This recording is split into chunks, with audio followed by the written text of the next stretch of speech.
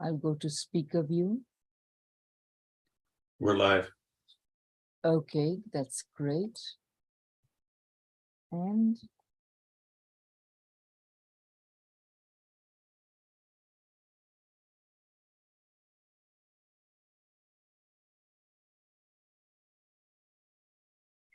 okay.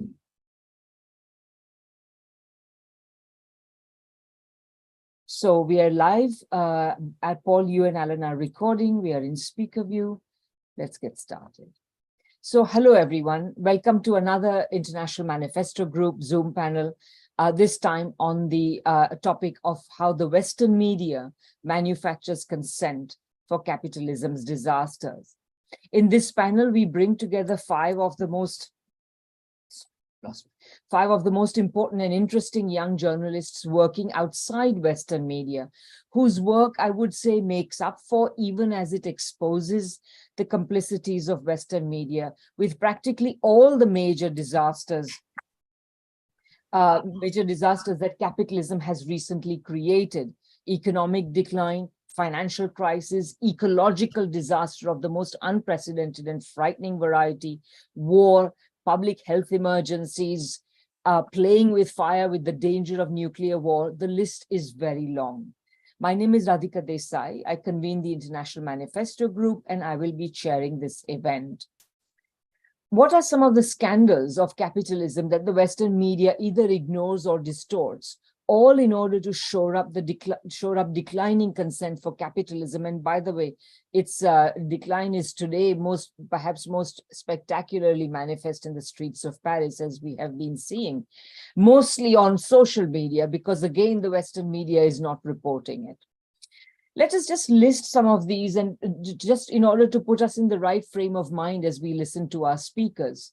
One can think of the concrete lies and disinformation that have been spread on important topics such as the famous Iraqi weapons of mass destruction, or Russiagate, or today the sabotage of Nord Stream, and the near universal refusal of the Western media to report on the scale of the protests against pension reforms in France, let alone the scale of the police brutality there.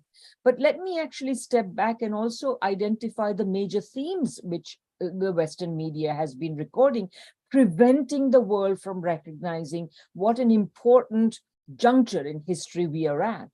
Perhaps the most important and welcome development of our time, the rise of multi and what Hugo Chavez would call pluripolarity, and the corresponding diminution of the power of imperialism, which have opened up new horizons and possibilities for the development of the vast majority of the Earth's people who live in poor societies. This has been reported consistently as having to do with the rise of authoritarian powers. They, we are told, endanger the so-called rules-based international order. And this so-called rules-based international order, secondly, is nothing more than the West's ever more destructive and desperate attempt to hang on to imperial power, vainly, of course. And this, in turn, has never been portrayed for what it really is, which is the right of the West to continue behaving according to the rules of its own convenience, in ways that maintain the privileges that capitalism and the imperialism that necessarily accompanied it had historically created for these parts of the world. Which the development of the rest of the world, particularly socialist China, has eroded this privilege. And it has done so in the teeth of Western imperialist resistance. Thirdly, China's ringing victory over the pandemic was panned as authoritarian, inept, murderous, when in fact it was the West's response that had been so, not inadvertently, but as a necessary part of its capitalist character, the capitalist character of those states and those governments, which were indulging in what Engels once called social murder. Fourthly, the scandal of the real costs of the pandemic, paid overwhelmingly by the underprivileged in Western societies, was portrayed in the Western media simply as a result of the pandemic, rather than the genocidal neglect and ineptitude of Western governments, which were entirely due to their servility to corporate interests. Fifthly, the West's historical responsibility for the climate emergency has been completely swept under the carpet, with the Western media focusing on China's and the Third World's contribution to climate warming, for example. Meanwhile, sixthly, the bankruptcy of the West's climate responses, which are confined to what is profitable for Western corporations, has not been reported on, and the critical contributions that China is making to mitigating climate warming are largely overlooked. Finally, the debasement of the discourse around imperialism, in which the proxy war against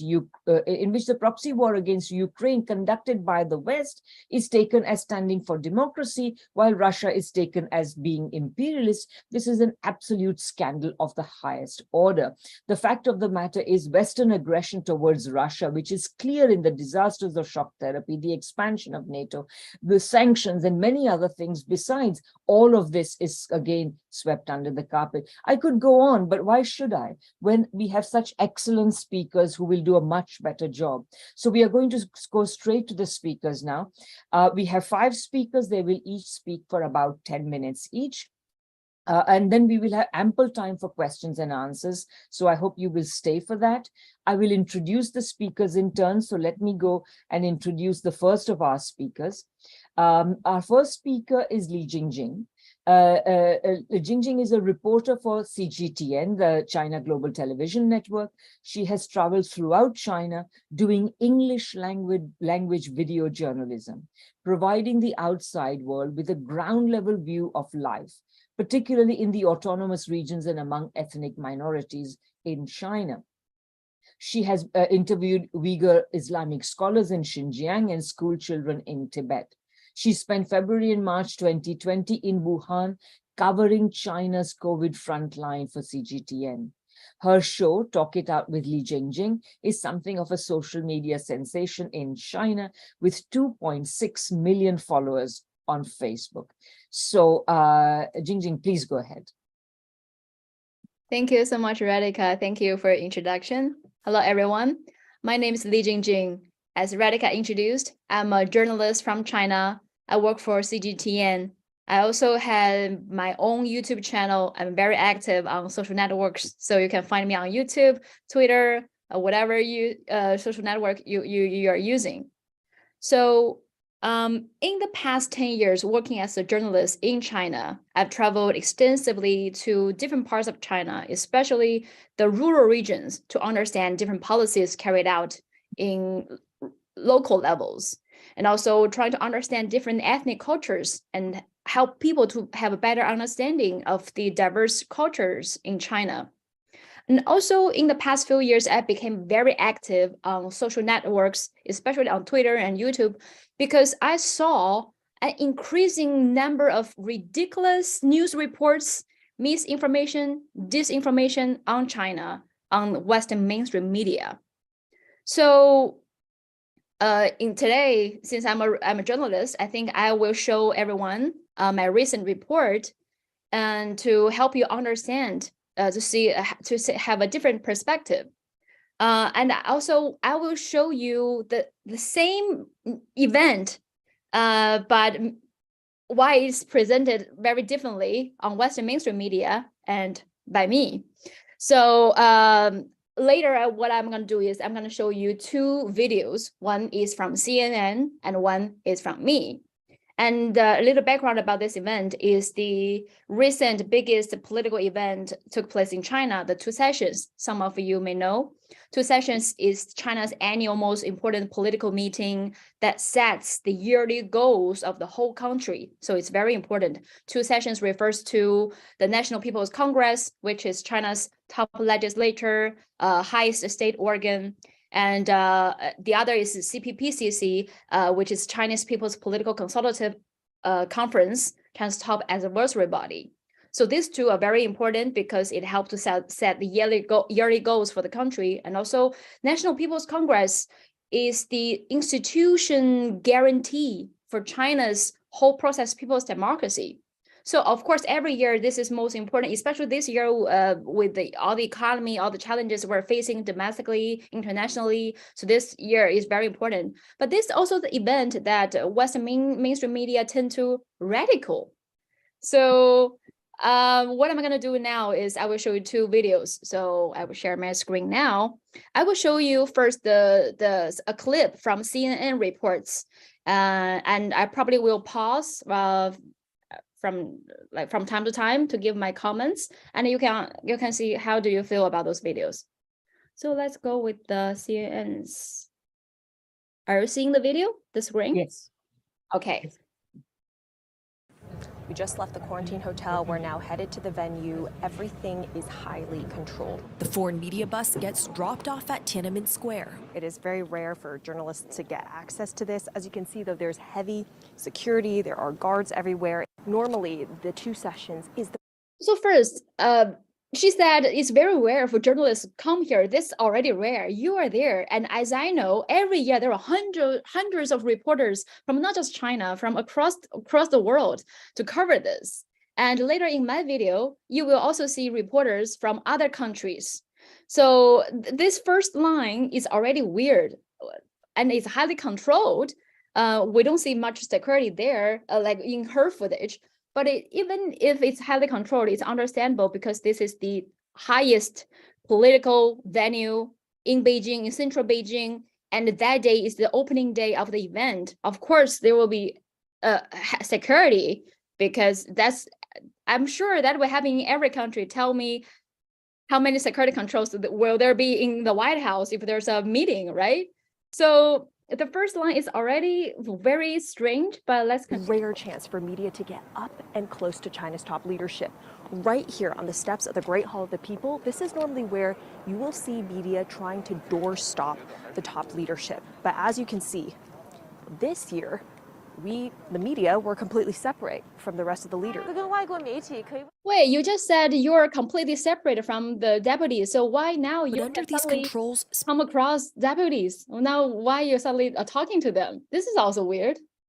spontaneous run-ins with top leaders like the premier and ministers are out of reach. But after today's meeting ended, we had a few minutes to approach some delegates, which are a curated group of local representatives. This delegate is part of the Zhuang ethnic minority from the southwestern Guangxi province. She says this is her first time attending the Congress, and she feels happy to see her motherland becoming stronger. The rest of the delegates quickly rush out before we have a chance to approach them. The question is how much of these COVID controls will remain in post-pandemic China.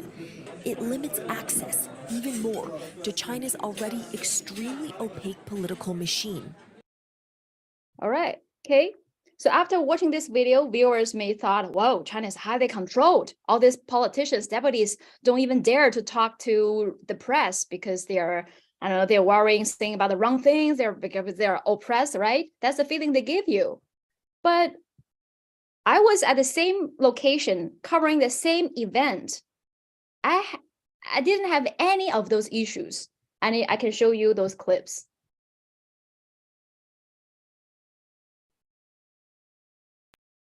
Now, this is the report. I guess I made some vlogs while covering this, and I picked some of the videos that you can see the difference.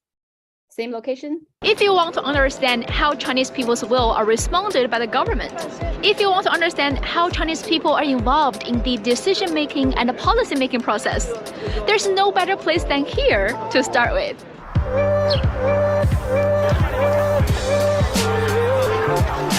Hello, everybody! Hi! 请问您是来自哪个代表团呀？我们是代表团。 See, so I'm not separated from the deputies. I talk to them. They wave to my camera, and I don't know whether you noticed, but these deputies, they are from Xinjiang, and this is we heard so many rumors about the so-called oppression on Uyghur Muslims in Xinjiang. But look at him. This guy wearing the Uyghur hat. He's the imam, a very high-level imam, Uyghur imam from Xinjiang. He's a deputy to the National People's Congress, and the other deputies also from Xinjiang. And here, this frame, they are deputies and international reporters. Later, in this video, I will introduce them. So they're deputies and foreign reporters are gathered together. So where's the separation? Like CNN said, all these people are minorities. This guy with a white hat, he's a Hui Muslim. He's the member to the CPPCC, actually. So even just a few clips in the first few seconds I show you, you already saw some of the diverse deputies attending this very important national level meeting, right? Okay, let's continue. 我们是新疆那边。您今年两位带来哪些议案和建议呢？我们主要是集桑导入这一块的，加大农村牧区的文化供给，推进乡村文化振兴。更多的还是关注咱们乡村振兴。These people are deputies to China's National People's Congress, China's top legislature, and the highest organ of state power. Everybody, hi! So where are you guys from? Gambia. Egypt? Gambia. Gambia. Afghanistan. Afghanistan. Afghanistan, hi! And the rest of you are from Hainan? Yes, Hainan. Hi!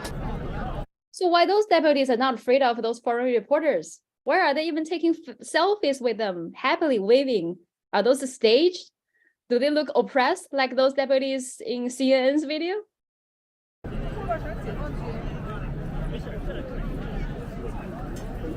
I'm not separated from those deputies. They just finished their meeting. They are walking towards their shuttle bus to return to their hotels. So I'm holding a camera, pointing my camera at them. They're so chill, walking towards their shuttle bus. It's not separated, right?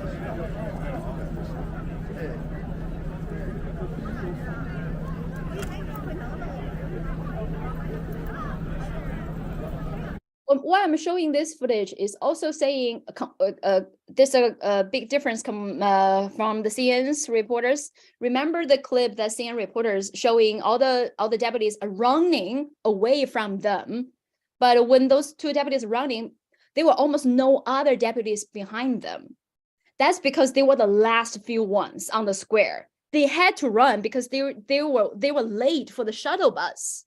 If they don't get to the shuttle bus, all those thousands of deputies, they cannot leave. All of them are waiting for them. So that explains why they were running. You didn't catch any of those deputies when there were like thousands of them working at the same time. You had all the opportunities like I have interviewing them, but they didn't. They wait until the last one or two who had to rush to the bus, who couldn't give any interview to make the scene that they're running away from CNN.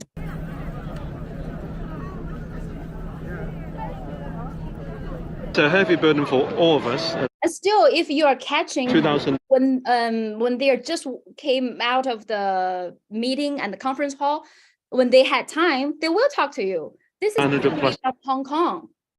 I waited for him when he finished the meeting, and I asked him, "Can you talk to me?" And he said, "Yeah, I have some time. Let's go." So we did an interview outside after the finished meeting. So of us, because we're here to help advance our country, to improve people's livelihoods. Many deputies I've talked to told me the remarkable improvement the poverty alleviation project has brought to their hometowns. 13年左右以前，我们的就是每户都是网。 So here, if you really want to talk to deputies, you can talk to them on the set, but because they had a tight schedule, because they only have half an hour between to go to a meeting, and also after the meeting they have to go back to their hotel, so they had a limited time. So probably the interview couldn't be so deep. So you can have the contact information from the deputies, and so later I arranged this online interview to further to understand these deputies' personal stories. So she shared with me in detail how rural revitalization carried out in her hometown, the changes and the shortcomings they are still facing, and what need to be solved nowadays, and what proposals she's bringing to the national level, because she saw where we eradicated absolute poverty, but we still have so many problems on different levels. We need to solve those. So we had the time to talk all those when she returned to hotel. So there are ways to talk to deputies. You can talk to them on set. You can arrange online interviews. If you genuinely want to talk to them and understand their standpoints, 马房嘛，都是这种土木结构、人畜混居的这样一个住房情况，当时生活水平也达不到那么高嘛。就在1楼的时候建个小阁楼，第1层底下来养猪养羊，然后上面咱们再居住。但是现在基本上都是就是咱们脱贫攻坚的推进、异地扶贫的搬迁，还有危房改造的实施，这种情况现在已经是基本上没有了。到现在的一个农村小别墅、小洋楼的一个很明显的一个变化。贵州团的，贵州团的，太漂亮了。These are the deputies of ethnic minority groups in Yunnan, in Guizhou. So you saw them waving to my camera, laughing, saying hi. I didn't even introduce which media I was from. They saw me carrying a camera. I'm definitely must be a reporter. So there's a wave to the camera. So some may argue, oh, because you are China state media, that's why they are saying to it's staged. They didn't even ask me. They're very happy to be on camera representing their people. And they are all wearing their ceremonial traditional clothes, ethnic clothes to this event. 能介绍一下你们都是什么民族吗？我是来自云南大理的彝族。哇，漂亮！我是来自云南楚省牟定的彝族。我来自云南德宏的德昂族。这是你们的民族传统民族服饰，是不是？对。Better education. So we Chinese people do laugh. We do take selfies, unlike some Western reports tend to show us as oppressed. So why I'm showing this clips is because some Western media, when they describe all these ethnic minority deputies to the national level, they tend to say, oh, they are actors. They are forced to wear their traditional clothes to be an actor on this this biggest national political event to show as there's diversity in China. But actually, they chose to wear their traditional clothes. They feel so proud of representing their people. Yet Western media don't even give their chance, don't even talk to them to understand what they really feel. And most of them, they use the word costume to describe their clothes, rather than using their ethnic traditional clothes to describe this. And this is another deputy I talked to. She's a teacher from a rural level in Shandong, and she's being deputy to the national level for 36 years, working on improving the education system in rural regions. And some may say, Western media say those deputies are just there to agree certain things that people imposed on them. But actually, those people are the ones shaping China. They are making the policies for China. For example, this deputy I talked to, she has been working as deputy she as a teacher for 36 years, working as a national deputy for 16 years. And in the past 15 years, she submitted 240 proposals to the National People's Congress, and half of them have already been implemented.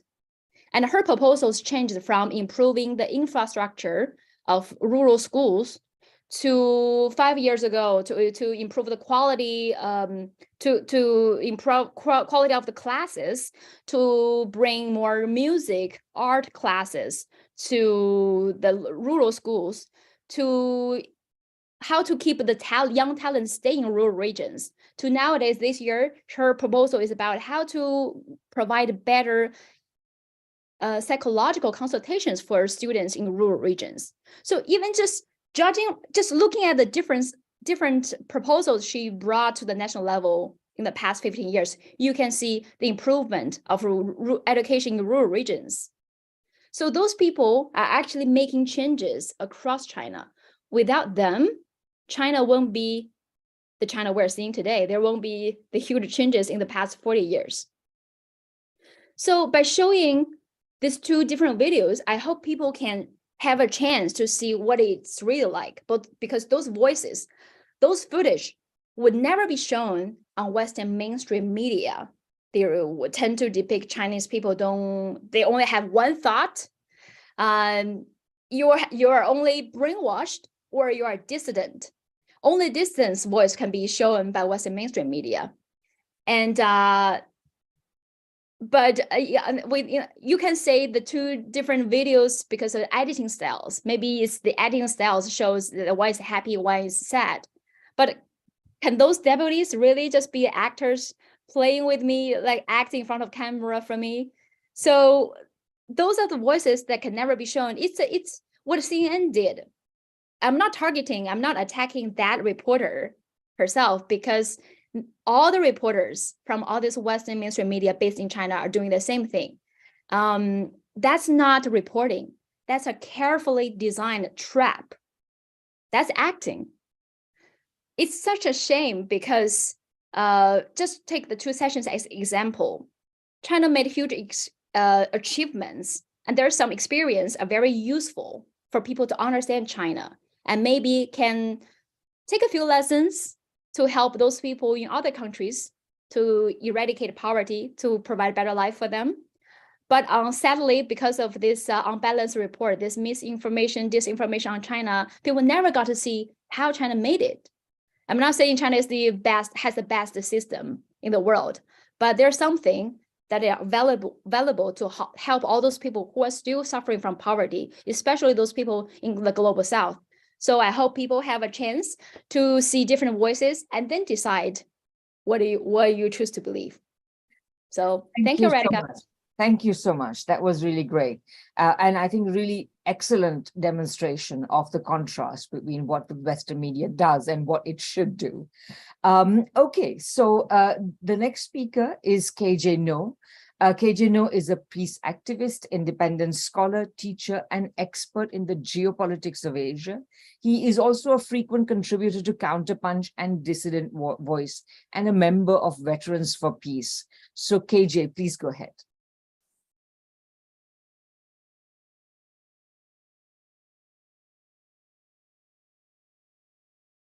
KJ, I can see you are here. Yeah, there you are. Hello, thank you. I'm very honored to be with this illustrious company. Thank you, everybody.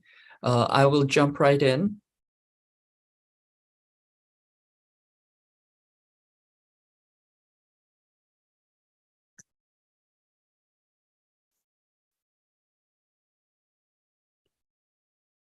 And the first thing I want to share about capitalist disasters is that we have had a lot of disasters recently in the United States, most notably East Palestine. The Silicon Valley Bank has been a huge financial crisis, which I think indicates global systemic risk. Just going back to my own country, South Korea, this is an example of a capitalist disaster, a department store that fell down on its own footprint within hours. But I think the key point that I would make right here is that capitalism doesn't so much engender disasters as it is the disaster, that it lurches from disaster to disaster to disaster. And talking about market crashes, war, slavery, pandemics, endless immiseration and suffering, and now potential planetary death from climate change. So we have to understand this as there is a kind of constant, slow, structural violence of capitalism, which is punctuated by outbreaks of fast violence that we recognize as disasters. You can think of them as the acute outbreaks of a chronic disease. And so, some people talk about disaster capitalism as if it were anything but a disaster. But it's literally a tautology. And really the question that we have to think about is not if, but when. So I think the key thing to remember is that it can exist only by way of propaganda, ideology, mystification of its catastrophic nature. Now, the key thing to understand is that because of this, it excels at propaganda. It is an irrational system that has made the irrational seem and the intolerable seem acceptable and normal. So before I go more into detail, I'd just like to ask our panel, who has eaten breakfast today? Just a quick show of hands, if you may. Okay, great. Wonderful. Okay. And the other question I have is, who believes that breakfast is the most important meal of the day? Or who has heard such a thing? Okay. So I think many of us have heard this. Now, the thing that I want to point out is that breakfast varies across cultures. You know, some of us eat light breakfast, heavy breakfast, no breakfast, etc. And there is no science behind breakfast is the most important meal of the day. It was actually started by a PR firm run by Edward Bernays, who is the nephew of Sigmund Freud. And he got one of his corporate doctors to agree that a good breakfast was healthier than a light breakfast. And then he got 5,000 doctors to agree to it. And then he published it in the newspaper as a quote unquote scientific study.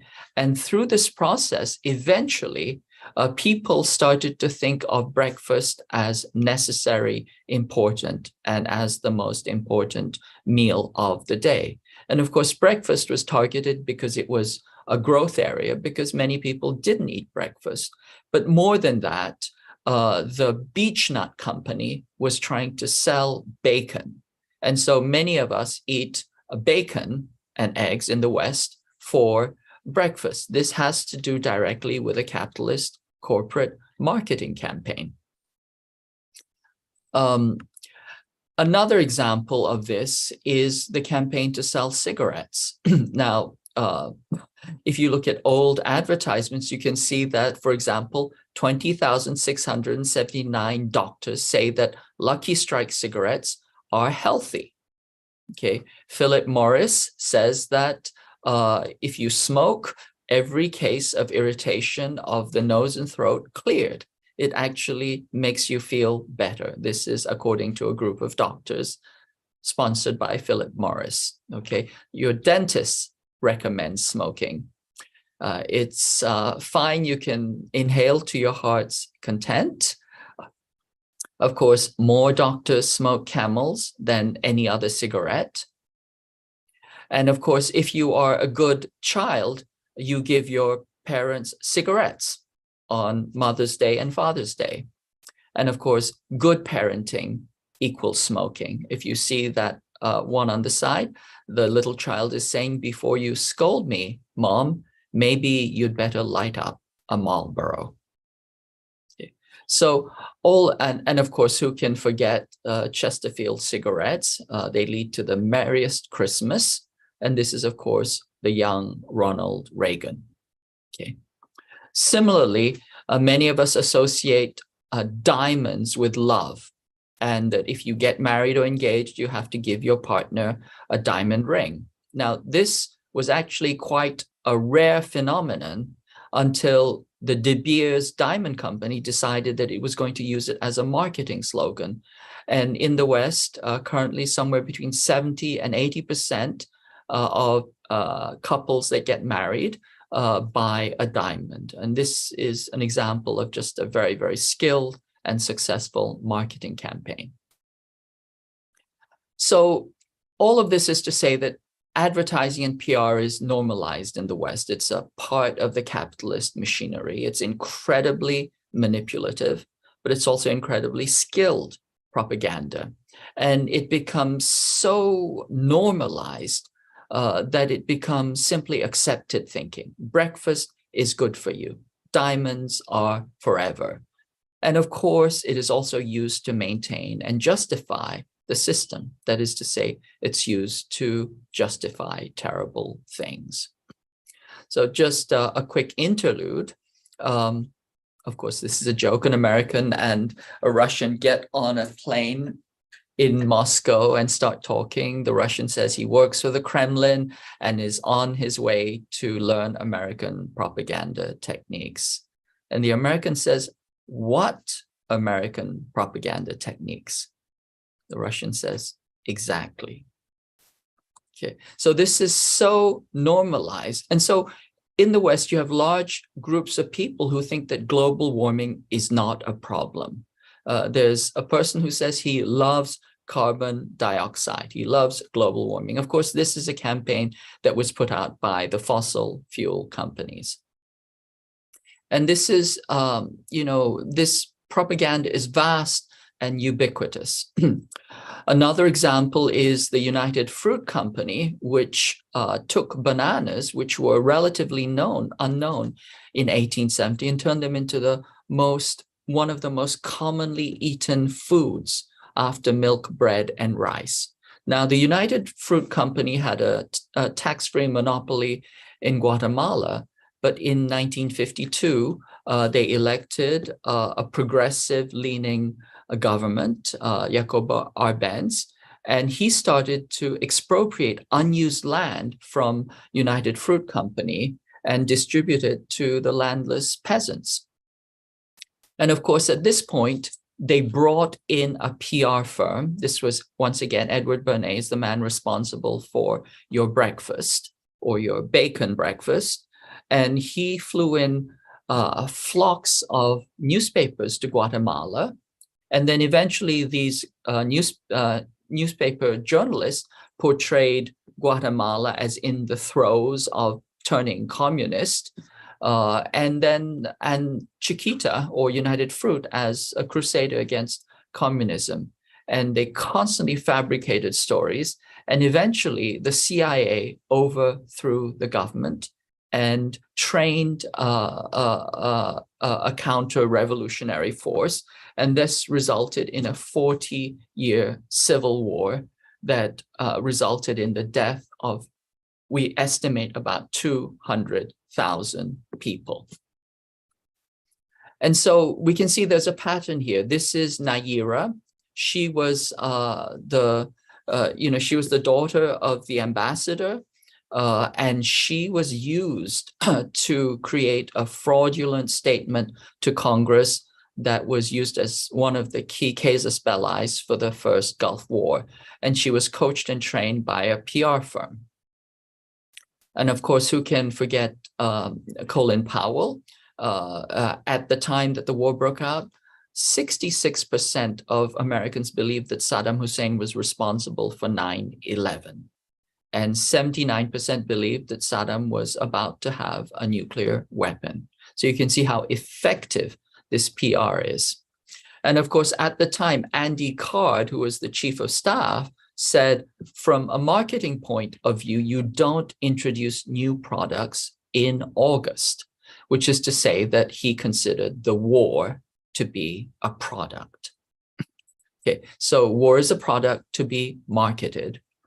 And of course, this goes back to the model of manufacturing consent that Chomsky and Herman elaborated.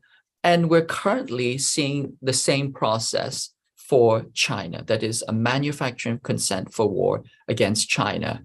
In particular, you're doing two things. One is you're highlighting the fact that China is a threat. It is a threat to the world because of COVID, because of its threats, intolerable threats to Taiwan Island, because it has committed atrocities, because it is a threat to the global rules-based order. So currently, the polls show that there is an incredible unfavorable sentiment towards China. And of course, China itself has not changed. It's still the same China. But there are several types of propaganda, and they all fall down to the traditional stereotypes against the Chinese, that they're dirty and disgusting, that they're deceitful, and that they're dangerous. And the dirty, disgusting is they have wet markets that contaminate and infect the world.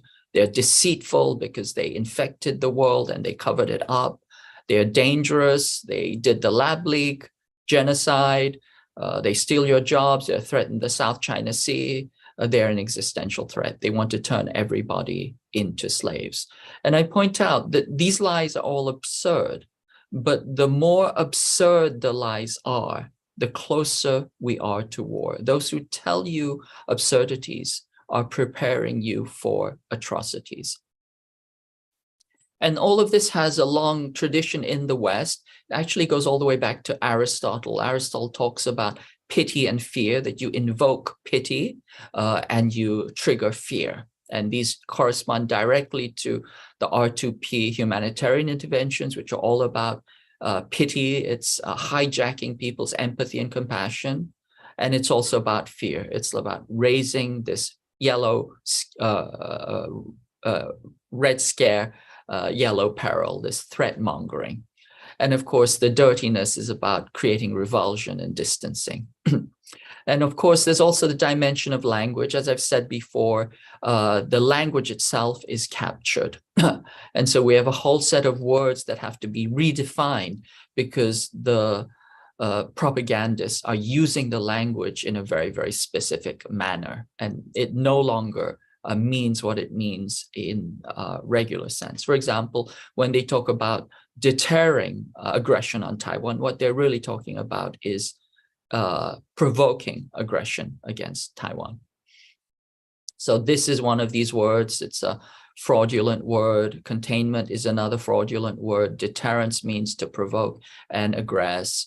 And essentially, we are living or inhabiting a world upside down, that, you know, everything that you hear is false. We'll know when our disinformation is complete, when everything the American public believes is false. This was what William Casey, the CIA director, said. So as I said, we're escalating to war. The US engaged in multi-domain hybrid warfare. Information warfare, propaganda is a key part of this. And we know that the fat is smoking in the pan, not simply because of the logistical preparations, which are very, very clear, the kind of military training, the exercises, the logistical preparation, but also because the hatred against Asians is off the charts. And so, for example, recently, I think about a week ago, a young Chinese teen was stabbed while riding the Muni bus. This has just become routine now. The kind of routine attacks against Asians is, normalized. Almost everybody that I know who is Asian has been attacked or assaulted in some fashion in the progressive San Francisco Bay Area. In the Midwest, a young Hmong girl, I think she was 21 years old. She was homeless. She was assaulted, gang raped, and then her skull was crushed in, and her spine was severed. And as they were assaulting her, they said, "I love raping, CHINK. BITCHES." So that's how normalized this hatred has become. And you can only understand this if you understand it in the context of this total information warfare against Chinese to prepare for war. So once again, this wholesale policy trickles down into retail violence. And we can see these endless examples. And they build on some very, very old stereotypes that the West has against China in general. And so, race war against Chinese has a very, very long history. We have the term a Chinaman's chance, which means it speaks to the fact that if you were Chinese in the United States in the 19th century, you could be arbitrarily lynched and killed. And this was just the luck of the draw. And of course, the internment, etc. So we know that the US is at war with China. It's at war with China because of the classical reasons. But, once again, we have to understand how deep and how fundamental it is in the American body politic. It's a hostile power. It's trying to take over the United States. This is a pathway to slavery. It will determine the future of our nation and of the world. The Taiwan Policy Act was rewritten and reconfigured as terror. It's still there, but it's essentially a preparation for war. And of course, we have this very deeply mapped out. But, once again, essentially, the level of propaganda is so extreme that people believe absurdities. Currently, 2/3 of Americans say it's definitely or probably true that the virus responsible for COVID originated in China. And 46 to 34% of Americans say that it was released on purpose. Now, just think of the logic of that. China released it on purpose in China. I mean, this is beyond stupidity, but this is what a large portion of the American population believe. If you could wrap up soon, KJ. Yes, so I think I'll wrap up there. There's an endless. All I want to say is that we have to take this seriously. We're very close to war, and this propaganda is nonstop, and we have to challenge it at every stop, at every moment, at every chance. Thank you. Thanks so much, KJ. I mean, that was really very, very powerful, very compelling, talking about how there is actually an ongoing war against China and against Chinese people in places like the United States. I think this is, of course, very serious. Thanks very much. Our next speaker is Danny Haifong. Danny is a socialist activist, writer, and political analyst. He is the host of The Left Lens.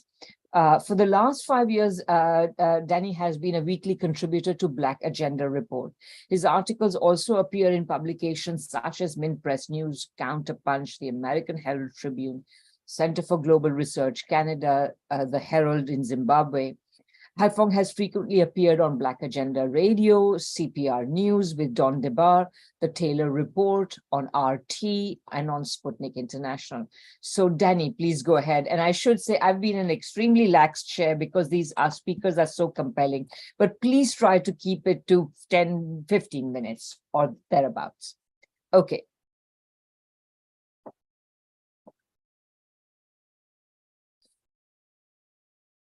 Danny?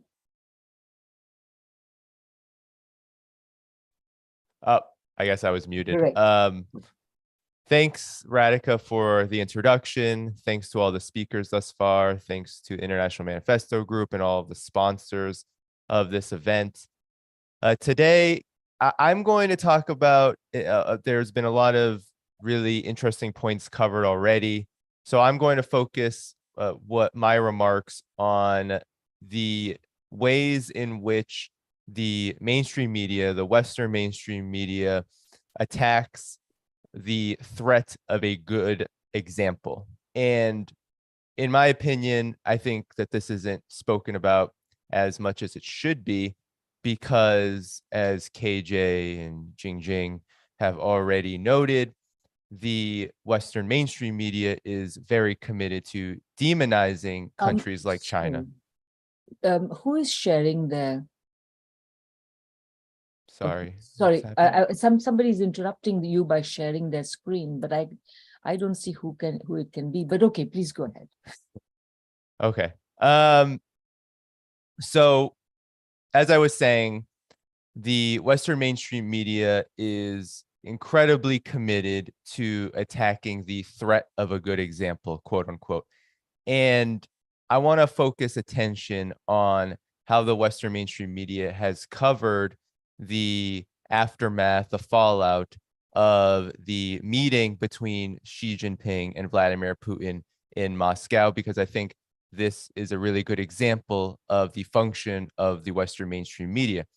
So in the days and weeks leading up to this event, we had the Western mainstream media continuously repeat the US government fabrication that China was going to supply weapons to Russia in the conflict in Ukraine. This was spoken about for weeks before the meeting took place on March 20th and ending on March 22nd. And it wasn't until the day afterward where the Biden administration actually admitted that no such thing had ever occurred, and it was not clear if it would ever occur. But the whole point of spreading this rumor in the Western mainstream media was the most culpable in spreading this rumor, because it offered no challenge to it, was to frame China as an arbiter of violence and one that is complicit in what is Russia's special military operation in Ukraine. And that is how all countries, including China, have been framed for skirting and ultimately rejecting US and EU sanctions on Russia as part of the US and NATO's ultimate punishment that they've tried to level upon the Russian Federation.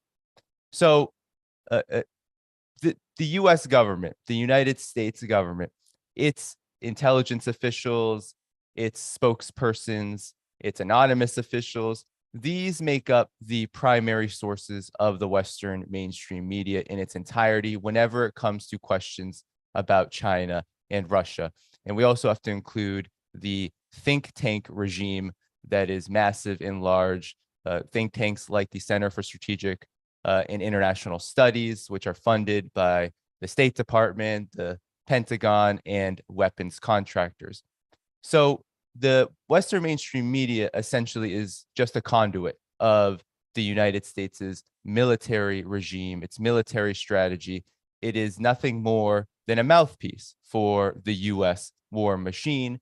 And this includes all of the Western mainstream media at this point, because as we have seen through Russia's special military operation, through the conflict in Ukraine, there is not an independent bone in the European body at this point, whether it's politically or through its media. But in trying to attack the threat of a good example, which Russia and China's relationship ultimately represents, Russia and China are charting a course for a multipolar world. They are building an alternative to US unipolar hegemony. They are building an alternative to the US dollar and the hegemony of Western international finance and all of its austerity and debt-ridden chaos. They are building a new set of international relations that actually follows the UN Charter and respects the self-determination of nations around the world. This is a threat of a good example that China and Russia represent, in which the Western mainstream media need to so heavily demonize. But in many cases, actually, the Western mainstream media can't get around the fact that they are attacking the threat of a good example. And we can look at the case of China, given that the United States and its Western vassal states are so committed to containing, as KJ No said, and undermining China's rise. We even see today in the New York Times, all one has to do is search China in Google, read the Western mainstream media headlines, search in those articles for the actual content and read beyond the headlines. And you will see that even the Western mainstream media has incredible difficulty hiding the good example part of the threat that they so hysterically speak about.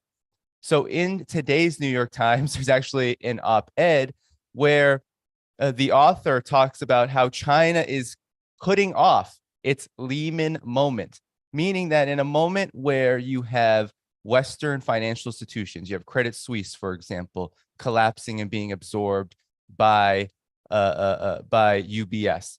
You have Silicon Valley Bank in the United States and many others falling and collapsing. And you have really what has been an ongoing recession in the United States and the collective West. And this article by the New York Times essentially reveals that China is doing what the United States and what Western countries refuse to do with its financial sector, and that is to regulate it. And so in this article, the author talks about how creditor and investor rights and political risks of bailing out banks in the United States, for example, cannot really be achieved, meaning that there cannot be true regulation in the United States because there are investor and creditor rights that need to be respected. And the author admits that in China, financial institutions have to do what the government tells them, which is a demonizing way and an extremely negative way of saying that China actually regulates its financial institutions. And the article also admits that China not only regulates its institutions, but the majority, if not all, of its financial institutions are state-owned. And so what exactly is happening here? Well, the United States' primary source of mainstream media, the New York Times, is admitting that China actually regulates its financial institutions and that the United States and the collective West just can't do it. And that's why there's economic crises in the United States and the West, and that's why China is able to escape them. And of course, we see this all over in every single area. We see the Western mainstream media giving cover to the attacks on TikTok and the tech war on China because China has ascended technologically, and that cannot no longer be denied. They try to say that China is an imperialist in Africa, despite the fact that African countries welcome Chinese investment and have benefited mightily, not least in the damn near complete building of Africa's telecommunications sector and its electric grid through Chinese investment. They try to say that China's peace plan for Ukraine is not credible, despite the fact that Russia and even Ukraine had to admit its positive aspects. So we can see this over and over and over again, that the Western mainstream media parrots the line of the US military state, of the military industrial complex, of the Biden administration or whatever administration happens to be in office at any one time, that the foreign policy establishment dominates the Western mainstream media, and it at all costs attacks this good example, whether it's China, whether it's China-Russia relations, whether it is any development that comes out of the multipolar world that is emerging and that really has already ascended, and in which Xi and Putin's meeting this past week reflects. That is, I think, the biggest point I wanted to make, because the Western mainstream media has definitive interests. Its primary interest is to defend the rule of capital, particularly American capital, because that is what is hegemonic. Then its second purpose is to ensure that the political apparatus and the military apparatus, which defends those interests, is given carte blanche to do whatever it so chooses in order to solidify and reproduce those interests. So in that case, the Western mainstream media really has no other function than to serve as the information arm of the US ruling elite. And at this time, the political, economic, and military system of this elite, of the empire that it reigns over, is in precipitous decline, is in crisis. Whether we look at the financial crisis that is simmering and bubbling to 2008 levels, whether it is the COVID crisis, which, as you all know, China did incredibly well in containing and was demonized every step of the way for it, whether it is the rising costs of the US's military investments all around the world, not least $100+ billion for Ukraine. All of this has to be painted in a positive light. All of it has to be justified. And the most important function, I believe, for the Western mainstream media is to make it appear and look as if no other country has an alternative. No other people, no other nation has an alternative to this state of affairs. Thus, the Western mainstream media, while it does lie and distort reality and attempts to make really terrible things look good, it also has a huge and important task of ensuring that the reality of the situation, positive developments around the world, like what China is doing both domestically and internationally, like how Russia and China's relationship is charting a new path forward for the global South. All of these things have to be demonized. All of them have to be reined in and appear to look as if they are not legitimate and they are not worthy of any attention but negative attention. So I wanted to focus on that today. Thanks so much for the invitation, and I look forward to a good discussion. Thanks, Danny. That was really excellent. And also you kept to time, which was also great. Thank you. Our next speaker is Camila Escalante. Camila is a Latin America-based Canadian reporter and the editor of Kawsachun News. Her work has focused largely on reporting on Bolivia, Nicaragua, Venezuela, and currently she's in Brazil. She reports from an anti-imperialist perspective, and she is a Latin America correspondent also for Press TV. Camila co-hosts a weekly podcast featuring experts and voices from around the region called Latin America Review. So Camila, please go ahead. Thank you, Radhika, and thank you, Alan, and everyone else who has put time into putting this together. Well, I'm going to take the opportunity to have a look at the Canadian media. Radhika and Ellen are also in Canada, but I don't think we talk about it quite enough.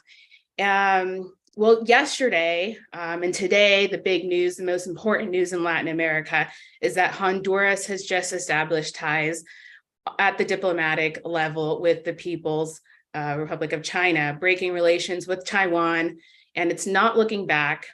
And, you know, it's just to try to link this in with what we're talking about today. There's no way in which the Canadian media or the Western media is going to look at this decision, which is just yet another country of our region and of the world, to break ties with Taiwan and recognize one China. They're not going to be analyzing that. They're not going to be talking about the way in which that directly contradicts the type of information that they're pumping out every day.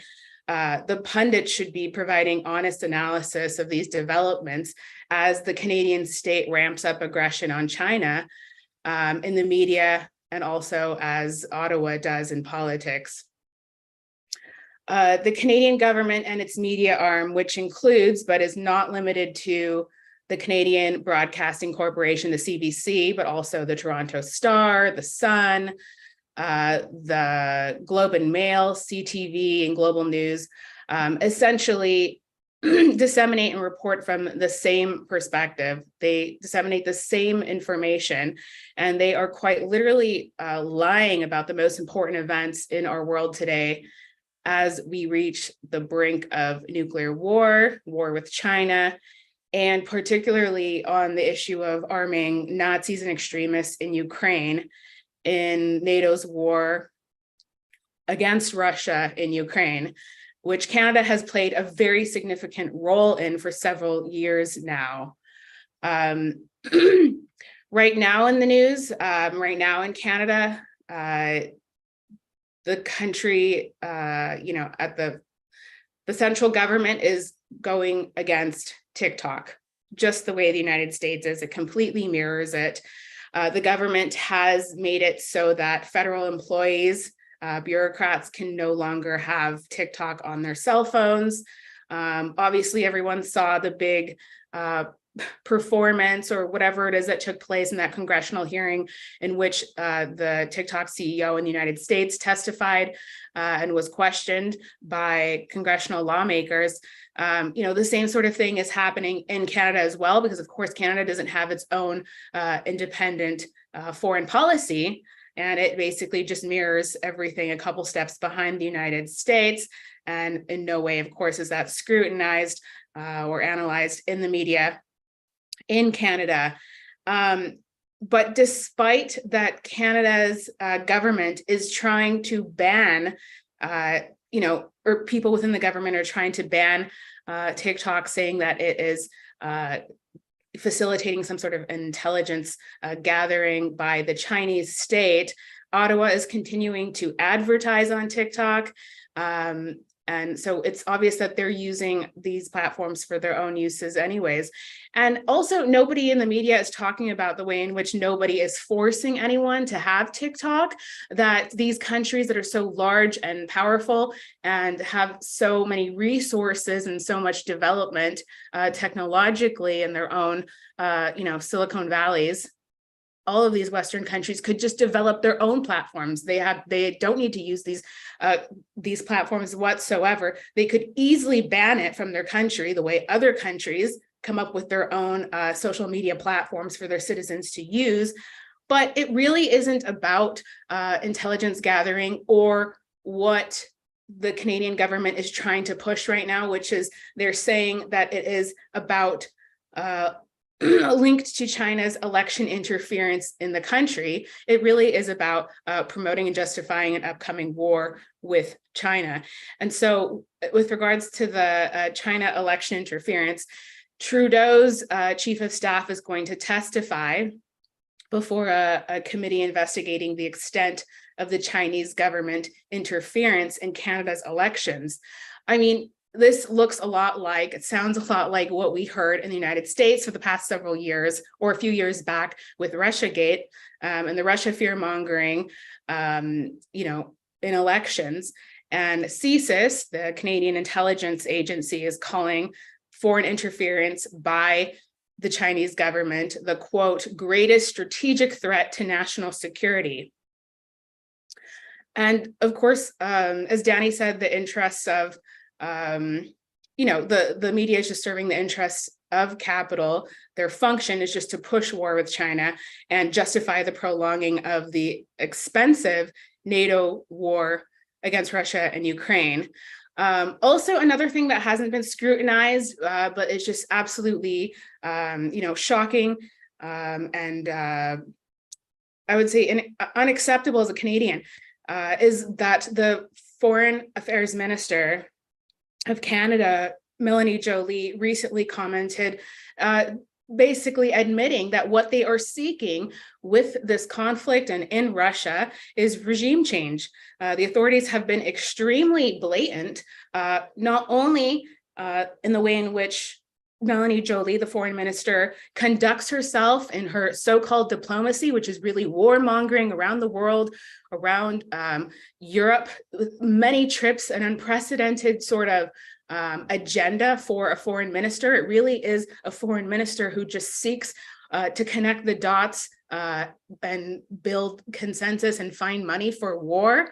But also the former foreign minister, who's now the deputy prime minister, Chrystia Freeland, has a very strong connection and backing by the powerful Ukrainian lobby in Canada.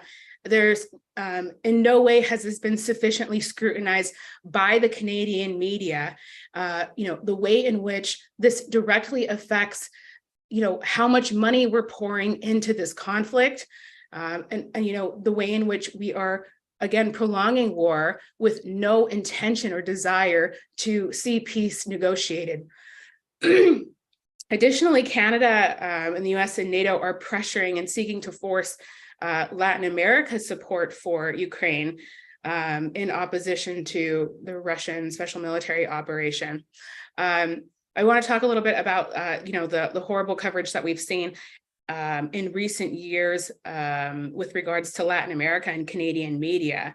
You know, right now in Canada, there have been some articles and a little bit of coverage about this report that just came out in the UN Human Rights Council regarding Nicaragua and so-called human rights.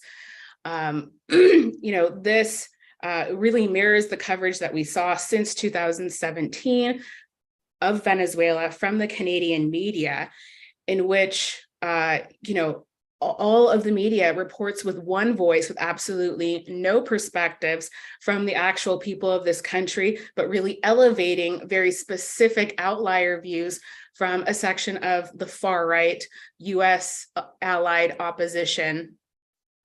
You know, one of the strangest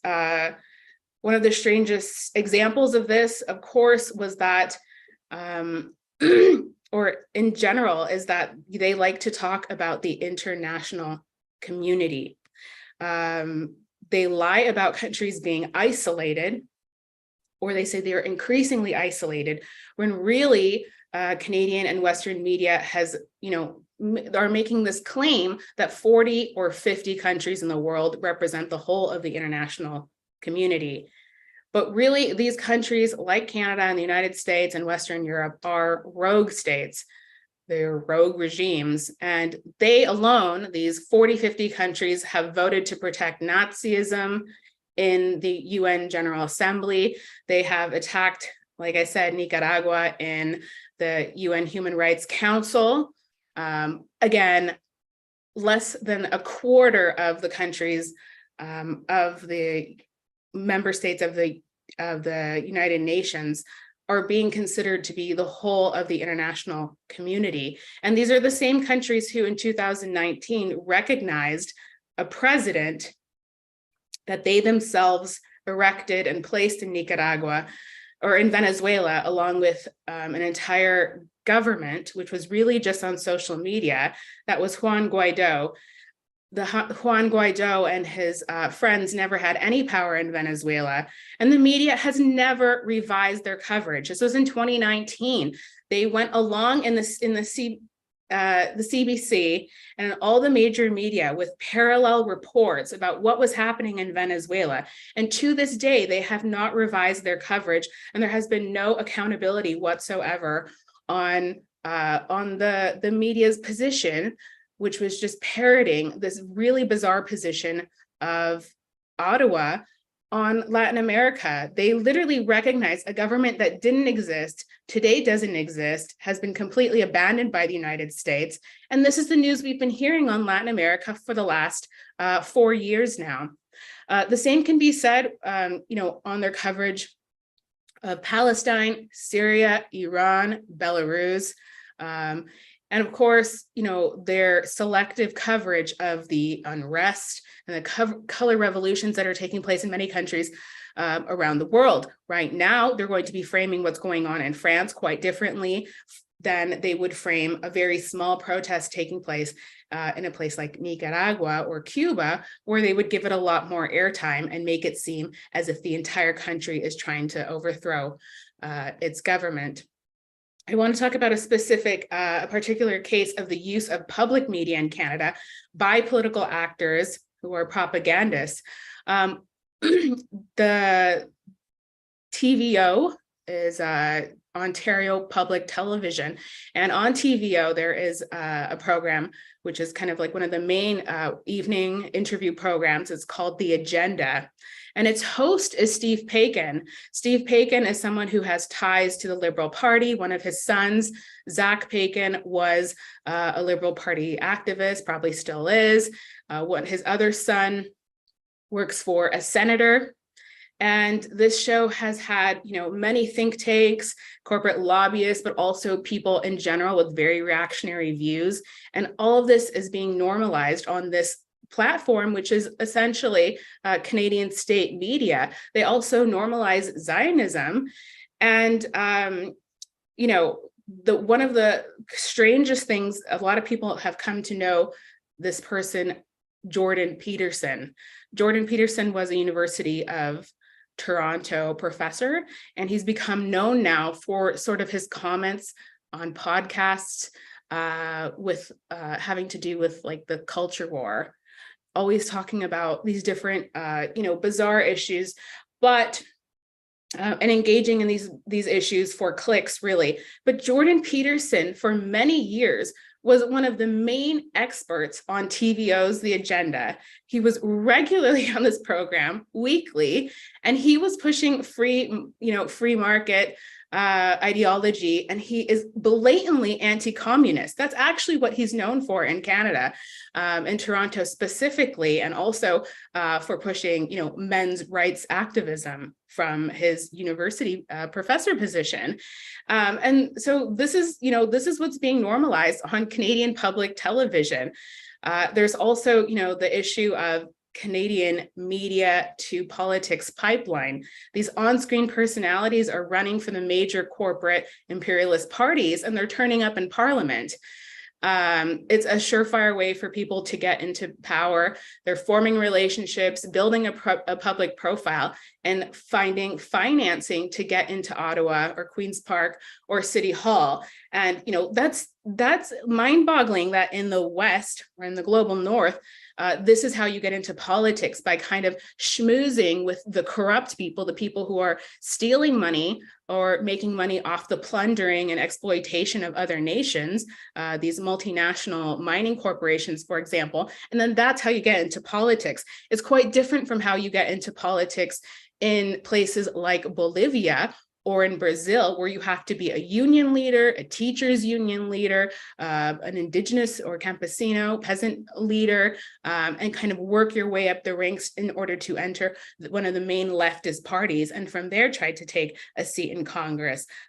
This couldn't possibly be different. So I think people really in Canada need to look at this connection between the corporate finance parties and the media, and how they're all the same thing. So there's just nowhere to find the truth about Latin America and how imperialism operates through its conspiracies to overthrow democratically elected governments. In Canada, there's also no coverage of, like I said, the plundering of our natural resources, the bidding for contracts. And this is very relevant today as we see everything play out in Peru after the December 7th coup, which had lots of heavy Canadian mining involvement. That's pretty much what's behind everything that took place in Peru, is these very specific interests in plundering this country and leaving it hanging to dry while taking all of the wealth out of the country with no benefit to the Peruvian people. If you could wrap up soon, Camila. Sure. And then I guess just to wrap up, other things that the Canadian government has been involved in that have had absolutely no coverage in the media or adequate coverage has been the way in which these representatives of the Canadian state have gone around trying to garner support for their war, in the Trudeau administration's big visit to CARICOM, holding all these bilateral meetings, trying to get them enlisted in the war. And of course, the involvement of Canada in the coup against Evo Morales in Bolivia. The country had a central involvement, as well as these different coup and destabilization attempts in Venezuela, in Peru, and the way in which Canada, just like the United States, utilizes the OAS to further its interests in the region. And by no means is it any sort of democratic organization. None of this would appear in any sort of way in the media, nor would any voice who is capable of highlighting it be given a platform.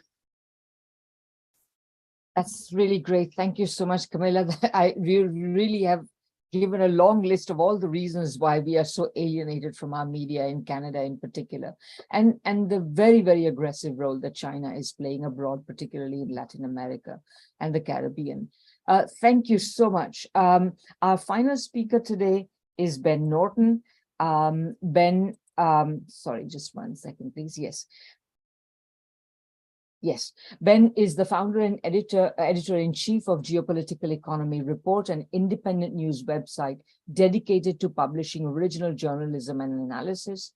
He has reported from numerous countries, including Venezuela, Nicaragua, Bolivia, Ecuador, Honduras, Colombia, and others. So Ben, please go ahead. Thank you. It's a pleasure being here as always. This year actually is my 10th anniversary working full-time professionally as a journalist. And as I was thinking about what I wanted to talk about today, I was reflecting on one of my biggest pet peeves, not only as a journalist, but simply as someone politically active and who understands how media is weaponized as propaganda. And it's something that the other panelists have touched upon, but I want to go into it into more detail. And I think it's one of the most insidious and effective propaganda tools that Western governments have for manipulating public opinion. And that is the use of seemingly nonpartisan, impartial sources that are funded by Western governments to spread their propaganda through the media in the voice of civil society. And in the neoliberal era, there's been this infatuation with civil society as the state has been privatized. Institutions that previously were provided by the state have been privatized. We've seen this fetishization of civil society organizations, human rights organizations, etc., that are ostensibly fulfilling a role that previously should have been provided by a state institution before the neoliberal era. And in the case of media, it's been a very powerful tool by which governments can use so-called civil society organizations that they conveniently fund in order to spread convenient narratives that serve their political interests and give the veneer that you're reading a media report that is independent and is not sponsored by a state. So the most common way these days, you don't even need, there are countless examples, especially during the first Cold War, in which the CIA spread disinformation, fake news, propaganda through the use of front groups, through the use of smaller media outlets, smaller newspapers. And this was referred to as the mighty Wurlitzer, a prominent CIA officer who was originally in the OSS and was a founding officer in CIA, referred to this massive propaganda network as the mighty Wurlitzer. And a Wurlitzer was a company that made a musical instrument that was popular back in the 1950s. So essentially, this is the CIA saying that they created this musical instrument that they could use, comparing the media to an instrument that they can control. And today, I mean, the situation is certainly similar, but you don't even need intelligence agencies and CIA fronts to carry out this kind of propaganda and disinformation operations. All you need is some useful idiots in some NGOs and civil society organizations. Now, I want to look at a few examples. Of course, the most well-known examples are think tanks, which in many ways are parastate institutions, and they're not even necessarily new. The Rand Corporation has been around for decades, and it's an example of this kind of neoliberal public-private partnership of an organization that is ostensibly independent, but is actually basically an arm of the government. And I want to begin today looking at the ridiculous propaganda and fake news spread about China using some of these so-called think tanks and civil society organizations. And I'll start with just one of the most absurd examples that we've seen recently. And this is a series of reports that the Australian media has been publishing this March, outlandishly claiming, without a shred of evidence, that China is running re-education camps for LGBT people and basically torturing gay people to make them straight. And again, I want to emphasize, there is not a shred of evidence for this nonsense. But of course, where is this coming from? This is being spread by a notorious so-called think tank in Australia, which is actually a front for the Australian military, called the Australian Strategic Policy Institute, and ASPI or ASPI. And this article in Crikey, the Australian tabloid, pointed out that this investigation was basically based on ASPI, based on the ridiculous propaganda, and specifically another notorious 20-year-old anti-China activist, regime change supporter named Nathan Ruser, who has no technical expertise. He has no technical background, but he was hired as an analyst by ASPI precisely because of his political activism, originally in support of regime change in Syria, and since he's turned his sword against China and is a full-time anti-China regime change activist for ASPI. Now, for the people on this call, it's not going to be a surprise to find that ASPI is not some great, neutral, independent think tank. It is funded directly by the Australian government and a series of other Western governments. This is their most recent annual report from 2021-2022, and it reveals that 1/3 of their funding comes specifically from the Australian Department of Defense. 1/3 comes from Australian federal government agencies, and then 16% comes from other government agencies. And you can see, I mean, it's a who's who of Australian government agencies that fund this organization. And then if you look at the overseas governments that fund ASPI, it's Japan, Britain, Canada, the Netherlands, the US State Department, many grants from the US State Department. And then there's also funding from the private sector. And it's all of these big oligarchic mega corporations that have large contracts with the US government and the Australian government, including Amazon, Facebook, Google, Microsoft. So this is a very clear example of how Western governments, in this case, the Australian military, which is by far the majority funder of this so-called think tank, can spread extremely dubious claims with no tangible evidence. You know, they'll show like a satellite image and claim that this is a camp in China. And then later, actual experts and people in China will say, that's not a camp. That's like, you know, it's like a school or a hospital or something. But there's never any oversight. There's never any fact checking. It's all taken simply at face value because, oh, this sounds so official, the Australian Strategic Policy Institute. Now, I want to look at lesser known examples that are equally absurd. And in the war in Syria, which for me was very formative, this dirty war in Syria that the United States and its allies waged for a decade to try to violently overthrow the Syrian government, using a series of proxy forces, including extremist Salafi jihadist groups. There was one organization that had an outsized influence in the reporting on Syria, which was called the Syrian Observatory for Human Rights, the SOHR. And it sounds like a grand organization. It sounds very official. But like OSPI, it is funded by Western governments. And unlike OSPI, even more ridiculous is this organization was quite literally run by one man who was an anti-government Syrian opposition activist. And he was living in Coventry, England, and working from his house. And he hadn't even been in Syria since 2000. And he was the main go-to source for the vast majority of reporting on Syria. I'm not exaggerating. I obviously don't have time to go into it, but I invite people to go look at the vast majority of Western media reports on Syria were using statistics from the Syrian Observatory for Human Rights, from this guy, Rami Abdulrahman, who, again, even the New York Times admitted at the beginning of this proxy war, 2 years in 2013, they published this report, a very busy man behind the Syrian civil war's casualty count. The byline is from Coventry, England.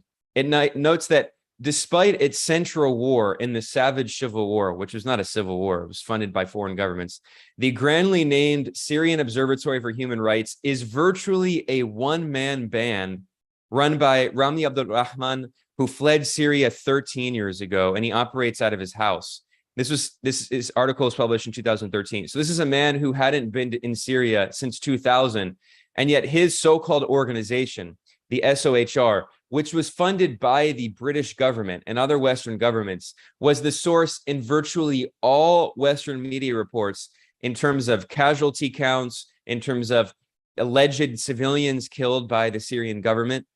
I mean, if you were in a journalism 101 class and you actually had a teacher who was scrutinizing your sources, you should fail. You should not pass your class.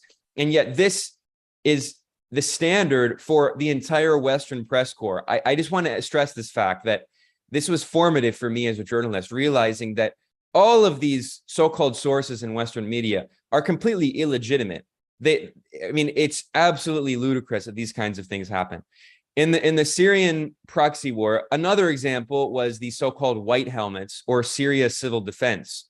Now, they were quoted in every major media outlet as supposedly reputable, nonpartisan sources for the war in Syria. So if there was an airstrike or something, the white helmets would be quoted to figure out what the civilian casualty rate was as an impartial source, not acknowledging the fact that the white helmets were a directly political organization that only worked in opposition-held areas run by Salafi jihadist extremist groups, including Al-Qaeda affiliates and including ISIS at some points. And this organization was funded with tens of millions of dollars from the US government, from the British government, and from EU member states. Even Donald Trump himself gave millions of dollars to the white helmets, officially known as Syria civil defense.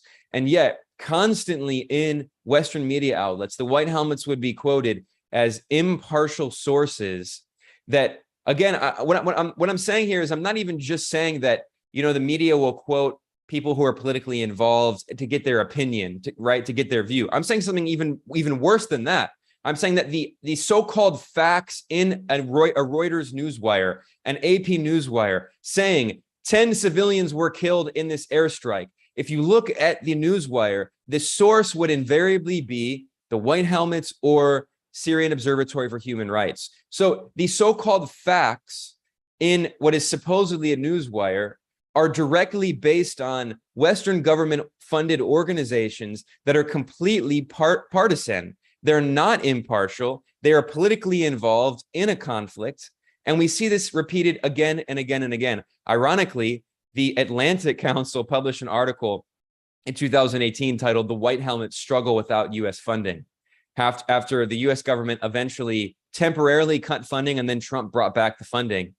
They acknowledged that this organization could not survive without Western government funding. I mean, there are so many examples of this. I'm going to conclude pretty soon here, but I want to look at another very nefarious example that we saw over the proxy war in Ukraine. And, this is something that personally involves me. So, I'm a little more invested in this as well. And this is a right-wing pro-war think tank called the Institute for Strategic Dialogue, which published a ludicrous report of claiming that so-called pro-Kremlin narratives were being spread in social media. Like, for instance, the objective fact that NATO has sent weapons to the Azov battalion, which is a neo-Nazi organization. And they were saying that this is fake news and pro-Kremlin disinformation, claiming that NATO has funded Nazis, going back, by the way, to Operation Gladio. I mean, so this is just ridiculous. This is actual disinformation in the name of fighting so-called disinformation. And they personally attacked me, claiming that it's fake news and propaganda to say that NATO is sending weapons to Azov movement, which is a white supremacist organization. And the screenshot they use in this report shows a photo that was published by a pro-Ukrainian media outlet showing a NATO military advisor training Azov with the Azov patches. So you have photographic evidence in front of you showing that NATO is training and providing anti-tank munitions to literal Nazis in Ukraine. And yet they're telling you this is fake news and propaganda being spread by the Kremlin or pro-Kremlin operatives, which means nothing. I mean, I'll call them pro-NATO operatives. I'll call them pro-Nazi operatives. I mean, that's a term that means nothing. Well, once again, it should not surprise you to see that this report, which was cited all across the Western media, based on the Institute for Strategic Dialogue, is funded by a who's who of Western governments. I mean, it's just like, at this point, it's almost satirical. I mean, it's funded by Australia, Canada, Denmark, the Netherlands, Finland, the European Commission itself, Germany, the US-led so-called global coalition to defeat ISIS, which is the Pentagon, the London's Office for Policing and Crime, Norway, I mean, Sweden. It's every single, the US State Department, in addition to, Israel lobby groups like the Anti-Defamation League, the John McCain Institute. I mean, this organization is a representative of the most hawkish, warmongering organizations in the world. And yet this group, the Institute for Strategic Dialogue, is routinely cited as a supposedly nonpartisan source by mainstream media outlets. Here's NBC News. Russian propaganda efforts aided by pro-Kremlin content creators, research finds. They talk about pro-Kremlin content creators evading social media platforms' efforts to curb Russian propaganda. That is to say, why aren't these so-called pro-Kremlin content creators censored? That's what they're saying. They're lobbying for these independent journalists to be censored, and they're referring to them as self-described independent journalists in scare quotes. Well, where does this report come from? Once again, it comes from the Institute for Strategic Dialogue, and they quote ISD's Director of Digital Analysis, never disclosing that this so-called nonpartisan group is funded by Western governments. And I mean, I could spend all day with this. I'm going to wrap up here, but I actually want to show one other example here, which shows that even, ostensibly leftist media outlets that are ostensibly independent media are not immune to this strategy by which Western governments fund NGOs to spread propaganda that are then routinely regurgitated in the media. Here's an example from the New Left Review by the Jacobin contributor, Gabriel Hetland, who is this US academic who has constantly spread ridiculous propaganda about Venezuela and Nicaragua, demonizing the elected socialist governments in those countries. And to the shame of New Left Review, this was published back in 2022. And he's attacking the Venezuelan government and claiming that Nicolás Maduro, the elected president, is supposedly turning to the right and becoming a neoliberal. And this ridiculous narrative that we've seen had purchase in some parts of the global North left. And he quotes a report from a so-called leftist human rights collective. That's a new term to me. I've never heard of a leftist human rights collective called Surgentes. And the report is the Spanish language report is Turn to the Right and Repression of the Left, which is a report claiming that Maduro is turning to the right and repressing the left. And the only examples that they could muster is the closure of some media outlets that supported the violent coup attempt in 2019. And specifically, he names, for example, a website, Aporrea, which was run by a Trotskyite activist who met physically with Juan Guaido. There's a photo of him with Juan Guaido. He supported the US coup attempt, led by Donald Trump, in the name of, in this classical Trotskyite trope of saying we have to ally with the right against the left. We have to ally with imperialism to overthrow Maduro so that the left can have power to whatever. I mean, it's this ridiculous age-old tactic, right? So where does this report come from? This group Sorgentes, this so-called leftist human rights collective? No, this is one of dozens of so-called human rights organizations, which are basically run by a bunch of opposition activists in the NGO sector, which get tons of funding and get paid in US dollars and euros in a country that is under sanctions by the German government, in this case, through the Rosa Luxemburg Stiftung. And the Rosa Luxemburg Stiftung is an arm, it's funded by the German Foreign Office. They note at the beginning, they note at the bottom of this report, they know that this report was financed with resources from the German Federal Minister of the Federal Office on Cooperation and Economic Development of the Federal Republic of Germany. So, I mean, this is another example. The Rosa Luxemburg Stiftung, which, every party in the German Bundestag that gets over a certain threshold is given government funding to run a foundation. And this is for the left party. And of course, there are people in the left party who are anti-imperialist. There are a few honorable exceptions like Sevim Dagdalen, but the vast, and Sarah Wagenknecht, but the vast majority of people in the left party have supported sending weapons to Ukraine, have supported the coup attempt in Venezuela, the coup attempt in Nicaragua, supported the proxy war in Syria. I mean, they're completely pro-imperialist, and especially the Rosa Luxemburg Stiftung in Latin America has played a very negative role supporting a lot of these groups. And it shows that, once again, this tactic is not only in mainstream corporate media outlets, even in left-wing alternative outlets. There is this tendency to portray so-called civil society organizations as if they are nonpartisan and impartial, while not disclosing where their government funding sources are from. And that's a complete conflict of interest. And it also ironically violates the very basic principles that someone would learn about in a journalism 101 class. So it shows that the journalistic standards that freshmen in college 101 classes are held to are often higher than the standards that professional journalists in mainstream media outlets are held to. And I think that this is something that people should be more aware of. So I just wanted to speak about that today. I want to thank Radhika for organizing this very insightful panel. Thank you so much. And Ben, I mean, I think what you had to say also really attests to the fact that on so many different fronts, there is now a privatization of the state. The state is being used for private purposes. So I mean, as in the last panel, in the Paris Commune panel, we all discussed how Marx said that it was not possible for the proletariat to take over an existing state apparatus, but I don't think they knew what was going to come down the line, the complete erasure of the boundary between state and private sectors. Thank you very much. I think we now have some time for discussion. Ideally, if we want to stop at the 2-hour mark, we have about 20 minutes. So I would request everyone who would like to pose questions to please use the raise hand function, which you will find at the bottom of your screen, on your Zoom screen. Mine is under a tab called reactions. So do I have any questions?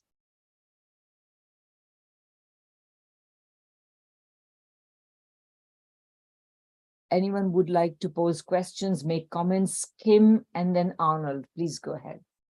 Kim, and go ahead, please. Okay, thank you for the really great presentation. I just want to make one statement that I just noticed on the CGTN channel, that China recently had a second International Forum on Democracy, and some of the featured speakers talk about what they call the 3Ds, demonization, disinformation, and destabilization. But my question is twofold. Number one is the United States and imperialist use of international organizations like the ICC and the human rights organizations to discredit like Russia, China, Iran. So maybe people can just touch on that for me to understand a bit more. And then the second following question is, within the United States itself, I noticed that there is a lot more cancellation of discussions on critical race theory and really a kind of like a really shutdown on discussions, freedom of discussions and information in the US. So people maybe could talk about that. Thank you. Thanks, Kim. And Arnold, please go ahead. Yes, my question is addressed to Li Jingjing. I found among other points, your report on how deputies make proposals to the Congress and the results of these proposals have been implemented. So my question is, I'm thinking of other countries such as Cuba.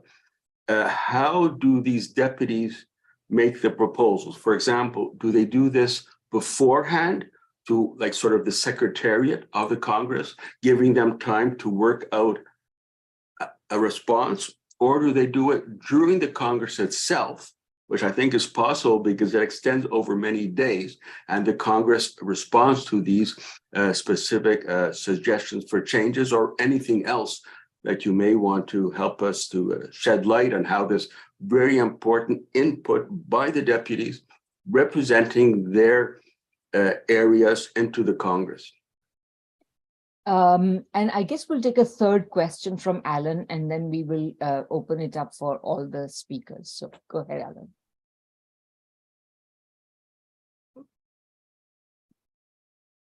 Yeah, well, thank you, everybody. I thought that was a really outstanding seminar. And I hope this starts. For a long time, it's been a goal of mine to try and get people on the left of journalism to work towards creating higher standards, which is what I think we're doing, because the alternative media provides a means of setting an example, to take up the point that was made, of better journalism. And I think that's what the people on this panel have been doing. And I have a suggestion to put forward, which I first advanced some time ago, which is I think we should work together to produce some kind of code of conduct that we voluntarily subscribe to. And that's a difficult thing to do. You can't just write down. I mean, Ben mentioned the ideas of what you're taught in freshman school. I mean, there are many basic issues which are difficult to confront, like right of reply, right of appeal if you've been misrepresented, which are journalistic responsibilities which nobody any longer adheres to, but which were once part of, if you read the National Union of Journalists of the United Kingdom, their code of conduct, and you measure what the journalists themselves do, there's no comparison between the two. There's no relation. I think we should set a standard. We should try and get together some sort of, group of independent journalists and map out what we think should be done and do it. We in New Cold War, in IMG, we do try to adhere to standards. We say we will not report things that are opinion as if they are facts. That's not the suppression of opinion. It's simply saying if you have an opinion, call it an opinion. That if you have a fact, then you must make some source of authority which is independently verifiable by the reader, because what we see ourselves doing is responsible for an educated readership, that we want to facilitate the readership being able to make its own judgments in what is published on New Cold War or in IMG. So there are many things that we could work on that I would believe would be extremely useful. So I just invite all the panelists to think of mechanisms for making some collective presentation of what journalism should be like and doing it. Are you muted, Radhika? Okay, great. Before I go to the panelists for their replies, let me just say that I'm just putting in the, for those of you who are new to us, I'm just putting our website in the chat, www.internationalmanifesto.org. Please consider, if you haven't checked it out already, reading our manifesto, consider signing it, consider volunteering if you feel that you like what you do and you'd like to contribute in some ways, whether you have organizational skills, web skills, editorial skills, some other kind of skills, language skills. We could use your input. And also finally consider making a small donation. Okay, so it's right there, www.internationalmanifesto.org. Okay, I think I will go to the replies in the same order as the speakers originally, especially given that one of the questions was specifically for Li Jingjing. So Jingjing, please go ahead. And we will go through and I'll give a chance to all the speakers to respond to the questions that were raised. Thank you, Radhika, and thank you, Arnold, for the question. I think I also saw someone from the comment section also have a similar question about this China's governing system, how it works. So I will, it's quite complicated, but I will try to answer briefly. For example, for those of you who don't know, the question they ask is about China's National People's Congress, how deputies from different sectors bring the proposals, motions, advice to different levels to make it work, to turn into laws and that actually change, solve those problems.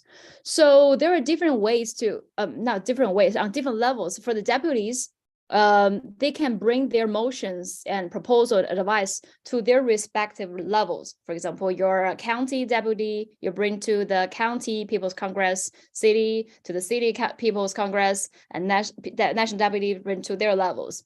So how do they make their motions? First is this deputy has to do thorough field research.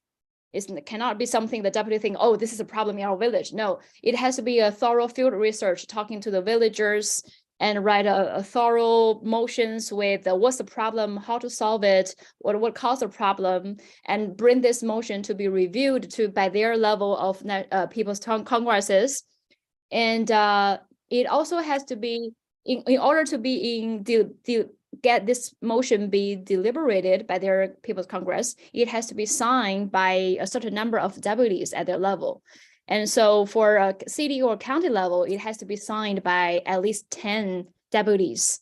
If this motion is to the national level, it has to be signed by, I think it's around 30 deputies, if I didn't remember that wrong. So it has to be signed by a certain number of deputies to bring this to the respective level of People's Congresses. So, of course, the People's Congress only happen once in a year. During that session, the motions, advice, proposals, all will be discussed. But if there are some motions, proposals, or need longer time for the people to review, to discuss, you can also bring those to the standing committee. All the People's Congresses have their standing committee.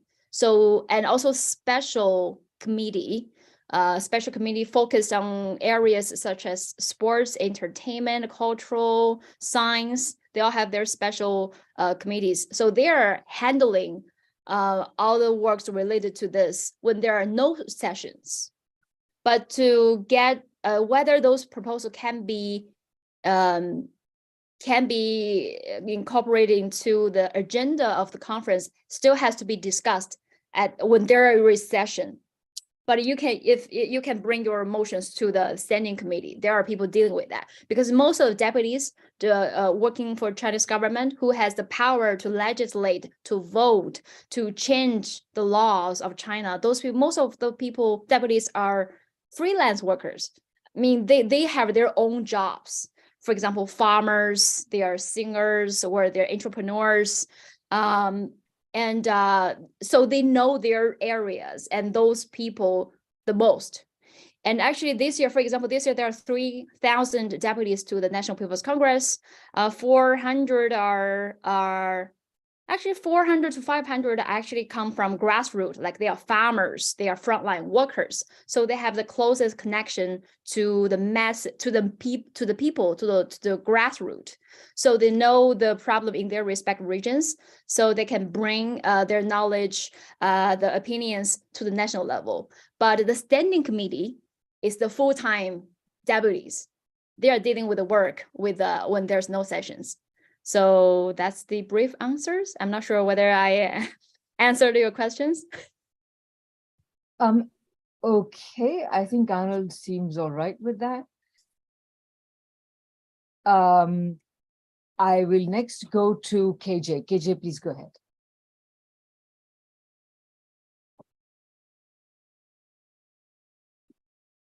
Extensively to the issue around the Chinese government, of which I have very little expertise, so I will bow to her on that issue.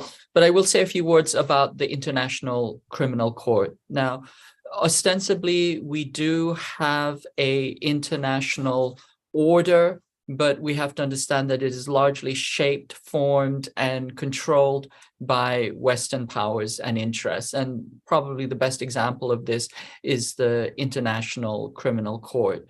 Now, the US is not a party to the Rome Statute of the International Criminal Court, and therefore it actually arrogates to itself the right to invade The Hague and to prosecute any country or any party that dares to levy charges against its own citizens, which it knows, its own soldiers, which it knows are constantly in danger of being prosecuted. But I think an instructive example is this playing up of, quote unquote, this indictment of Vladimir Putin for removing children out of harm's way in a war zone, as opposed to, for example, the US's sanctioning of Fatou Bensouda when she attempted to investigate US war crimes in Afghanistan. Just the sheer hypocrisy, the double standards there boggle the mind. But I think the larger issue in question here is how international law is applied and how the institutions of international cooperation function.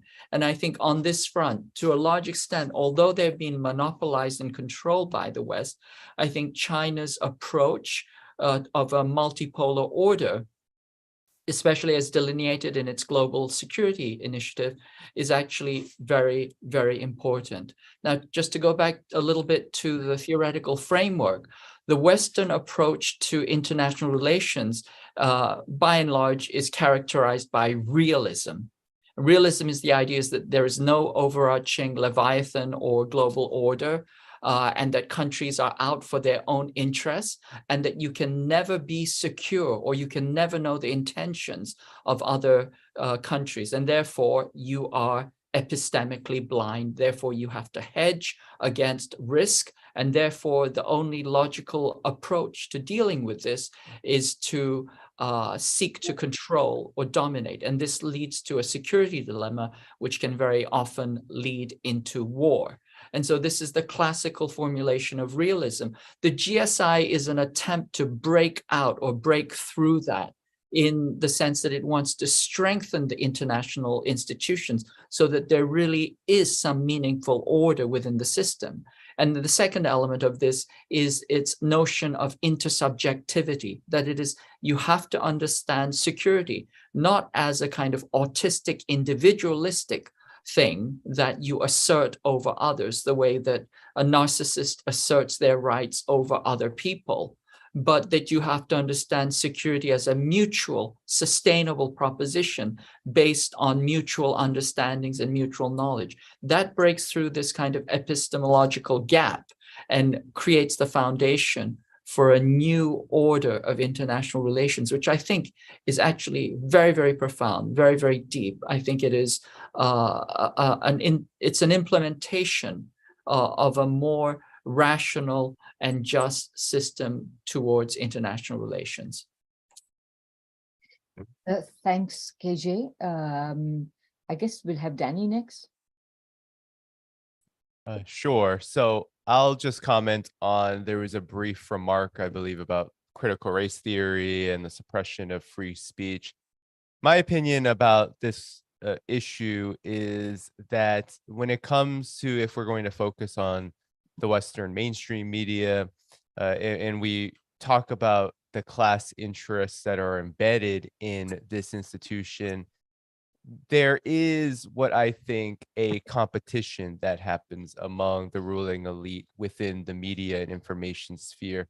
But that competition is really surrounded, it really surrounds the same objective, which is to distort, to manipulate, and to ultimately divert attention from the legitimate problems and needs of the masses of people, domestically and worldwide.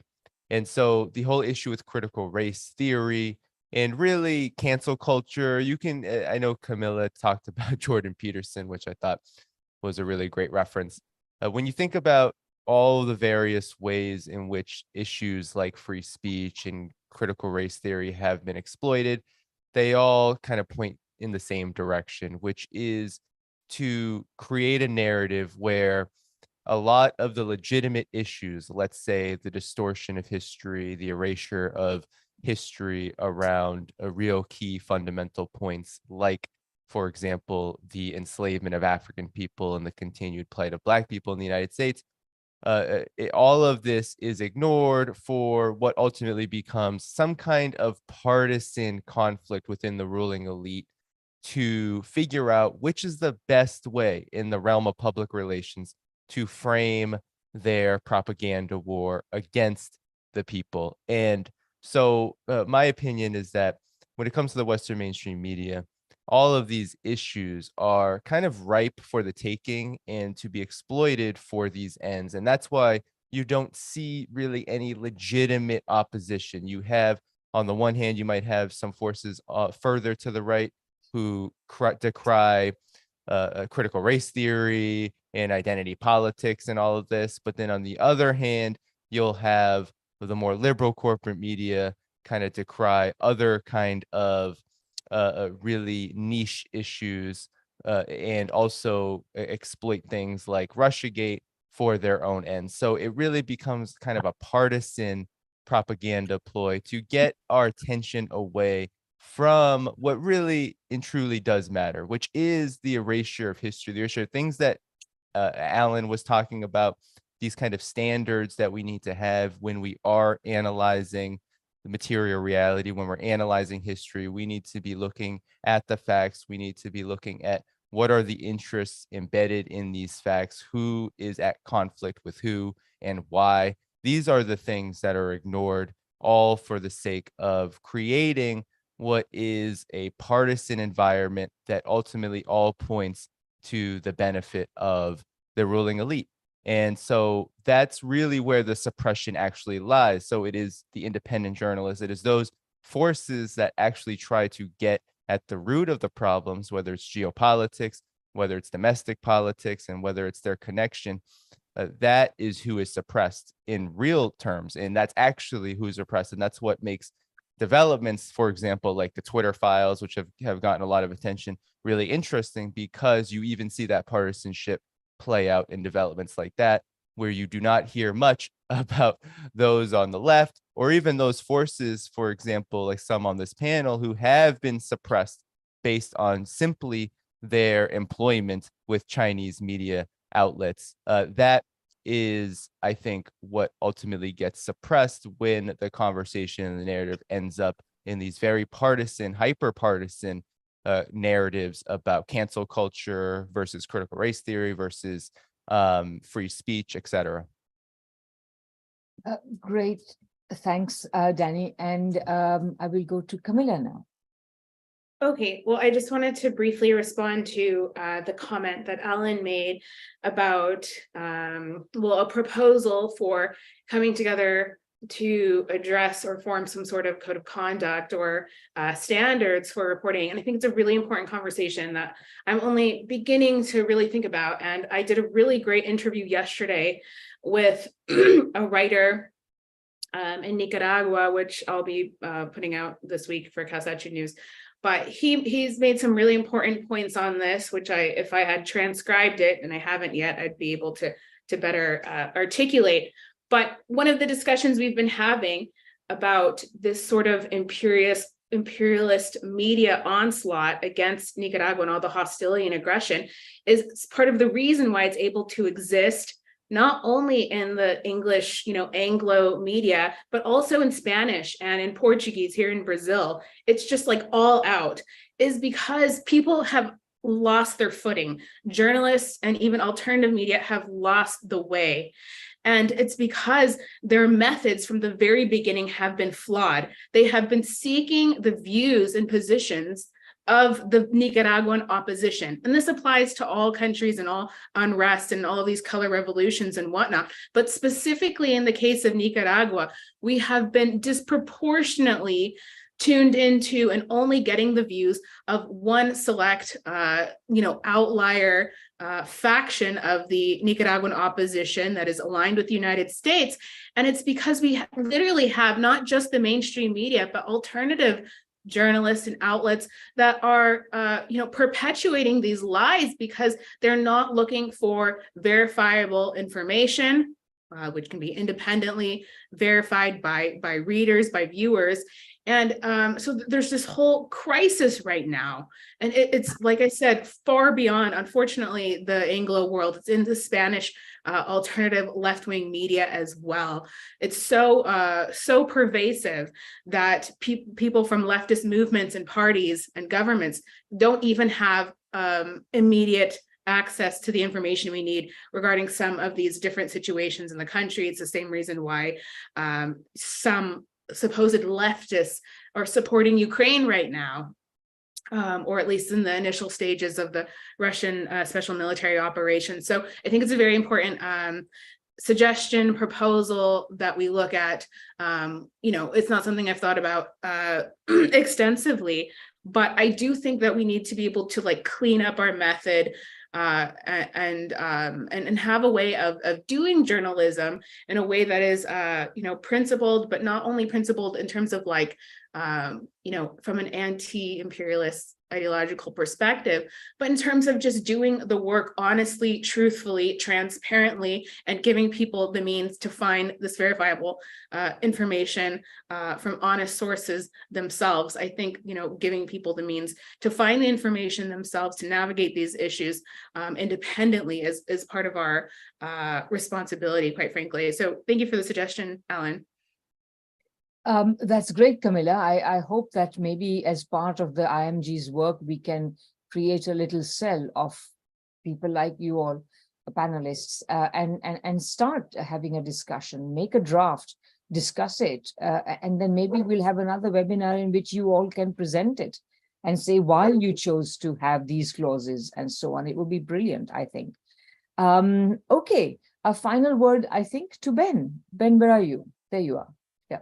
Yeah, well, the others have commented very well and responded to those questions. So I'll briefly just add a few things. I want to underscore that the hypocrisy over the International Criminal Court is absolutely astounding, given that the U.S. one is not a party member to the Rome Statute that established the International Criminal Court, considering the Hague Invasion Act that was mentioned, in which the U.S. reserves itself the so-called right to invade the Hague if someone, not only a U.S. official, but someone deemed important for U.S. security interests is tried, which could potentially include an Israeli official. So the U.S. reserves quite literally the unilateral right to invade the Hague. And furthermore, I mean, as recently as the Donald Trump administration, Mike Pompeo was imposing sanctions on ICC officials because they were investigating war crimes committed in Afghanistan. And he even threatened to go after the family members of ICC officials. So it's absolutely insane to see that the US is now praising the ICC's very clearly politicized ruling against Russia. I should also remind people that before this, I mean, the only former heads of state who have been tried at the ICC were all Africans. So clearly only, I guess, according to the white supremacists who run the ICC, only Africans commit war crimes and crimes against humanity. Western leaders and people in other regions don't. I mean, it's preposterous. Also, briefly on the issue of the culture war in the United States, and especially the banning of critical race theory, which is also an empty signifier. When right-wingers talk about critical race theory, it's one of those terms that it's like woke or wokeness. It is ambiguous. It's never clearly defined. In fact, a notorious right-wing pundit who wrote a book about how supposedly wokeness is evil and is polluting your children's minds. She was recently interviewed. I believe her name is Bethany Mandel, and she couldn't even define what wokeness is in the interview. So critical race theory is something very similar. It's a way for the conservative faction of the ruling class to distract from the class struggle, distract from imperialism, and make all of political struggle on the terrain of culture. I mean, this is constantly what reactionaries do to distract working people from actually challenging and taking action against the interests that are controlling them, that make their lives miserable. And in the case of critical race theory and wokeness, we've seen also an attempt to conflate any critique of systemic institutions. So this right-wing activist, Bethany Mandel, who was unable to define wokeness, she later released a statement saying that wokeness is essentially the belief that the institutional foundations on which the United States is founded cannot be reformed and are inherently unequal. Okay, so what they're saying is you can't actually have radical change. You can't fundamentally challenge any of these institutions, which again is, I mean, that's the definition of reactionary politics. It is to prevent that kind of fundamental systemic change, to preserve those oppressive institutions.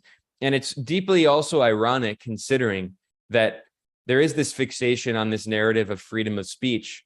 And it ties into this discussion we've had today of the media, where, I mean, the United States constantly criticizes, for instance, China for its technological sovereignty and for not allowing the same disinformation tactics used by the US government to be weaponized against its own domestic population, like the US does to people in Cuba and Venezuela and Nicaragua and many other countries, and until recently, Russia. And the irony is that the United States constantly engages in blatant, egregious censorship. Not only did the US and the EU ban all Russian media in 2022, and not only have they banned many other alternative media outlets they accuse of spreading so-called pro-Russian talking points, but even this whole CRT thing, this obsession with critical race theory, which again is an empty signifier that means nothing really. It means whatever the right wing doesn't like. It is now leading the right wing to quite literally ban books. So the US government has been banning media outlets. Now they're going back to banning books. And the potential Republican presidential candidate in Florida, Ron DeSantis, his government now has made a list of books that cannot be in public libraries in Florida. And it includes classics. I mean, we're not even talking about more recent books that were written by, anti-racist activists or something that are intentionally made, to fight racism among youth. But we're talking about like 100-year-old, 200-year-old classic books like Charles Dickens and all this stuff.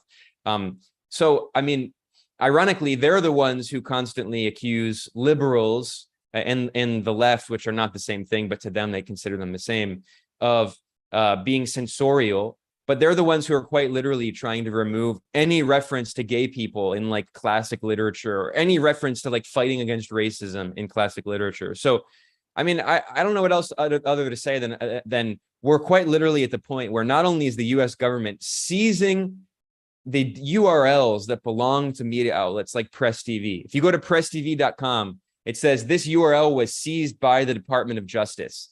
I mean, so not only is the US government authoritarian in that sense, but quite literally, we're at the stage where children are not able to read certain books because they're being banned in public schools. You're muted, Radhika. Thank you very much, Ben. I just saw, first of all, yeah, thanks for all of those wonderful responses. I just wanted to say that I saw this comment in the chat here, and I just wanted to say, just as we have fake news and disinformation in the mainstream media, as this person says, and I've said it myself many times, just as you have fake news, we now increasingly have fake scholarship as well. In the academic world, more and more, academics are encouraged to parrot what the authorities want them to say. And there is a combination of carrots and sticks. Ben pointed out that there is outright censorship in Western countries. We know that. And on top of that, there is also the censorship of carrots. You say, if you say what we want you to say, we will give you more pay, more promotion, more visibility, more, status, prestige, etc. And it works. People simply fall in line and they shun people who say anything else. Anyway, so I just wanted to add that. I think we're just scratching the surface of the problem. I just wanted to say thank you to all the panelists for their brilliant contributions. I hope very much that the proposal that we try to create some kind of code of conduct will go somewhere. Maybe I will ask Alan to take an initiative on this and draw you in, and maybe others as well. Please watch out for our future webinars. On the 2nd of April, we are going to have a counter summit on democracy, which should interest many of you. If you're not already subscribed to our Eventbrite channel, please do that. As I say, please go to the International Manifesto Group website and check it out as well, and consider doing many things: signing, reading, signing, donating, volunteering, etc. Okay, well, thanks very much. I will now end this session. We've managed to do it in 2 hours and 15 minutes, which for us is something of a record, and a very rich 2 hours and 15 minutes it's been. So till next time, bye-bye.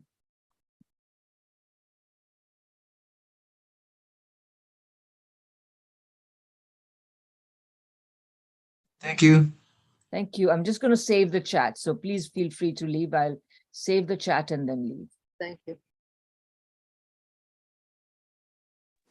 Thank you. Thank you. Bye-bye. Bye. Okay, bye-bye. Bye.